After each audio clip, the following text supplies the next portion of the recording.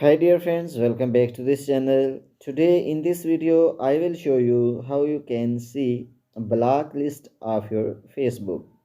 So because sometimes we have blocked some persons on the Facebook application and we want to see that person which I have blocked.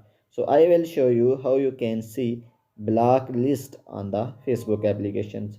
So firstly you need to update your Facebook applications.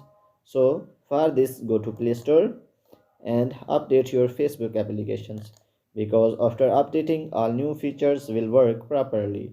So after updating click on open options and then you will see three dot on top right, click on here and then you will see setting options, click on it and then scroll down the page and you will see blocking options, click on it and you can see my block list. So in this way you can see your block list on the Facebook. If this video is helpful for you, please like the video and subscribe our channel. Thanks for watching.